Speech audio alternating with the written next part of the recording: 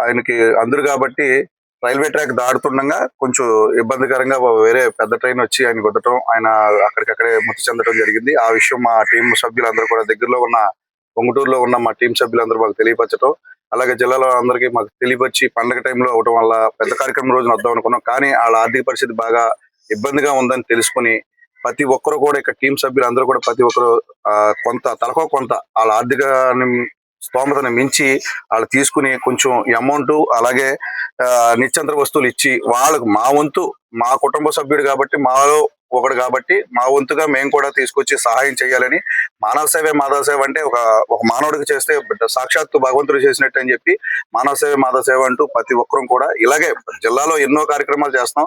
దాంట్లో ఇబ్బంది పడే ఎవరైనా బెడ్ రీడ్ వాళ్ళకి కానీ లేకపోతే బాగా మానసిక పేషెంట్లకి ఇస్తున్నాం. కాకపోతే ఫస్ట్ టైం మాలో ఎవరు ఇప్పటి వరకు నాకు తెలిసి మేము టీంతో పెట్టిన తర్వాత చనిపోవడం ఎవరూ జరగలేదు.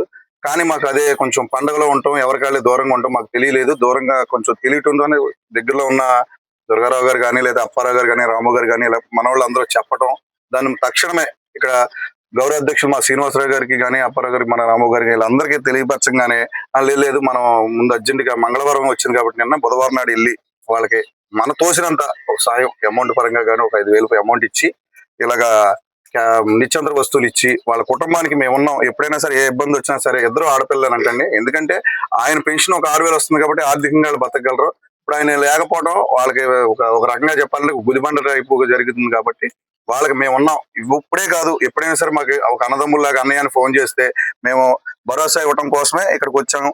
అంతేగాని ఏదో వాళ్ళ సరుకులు ఇచ్చేసి వెళ్ళిపోయి అది అనేది కాదు. మా టీం పెట్టింది మానవ సేవ మాధవ సేవ అంటే ఒక మనిషికి చేసిన సాయం ఎక్కడికి వెళ్దనేది దృష్టి పెట్టి ప్రతి ఒక్కరూ ఎవరికి తోచింది వారు సాయం చేశారు కాబట్టి దీన్ని ప్రతి ఒక్కరూ గమనించి, అలాగే మీ దగ్గరలో మీకు ఎవరైనా తెలిసిన దివ్యాంగులకు ఏదైనా జరిగినా లేకపోతే మానసిక వికలంగా ఉన్నా పెద్ద మనసుతో మీరు కూడా మన జిల్లాలోని రాష్ట్రంలో ఎక్కడైనా సరే సేవలు అందించాలని మా టీం ద్వారాగా మీ అందరినీ కోరుకోవడం జరుగుతుంది.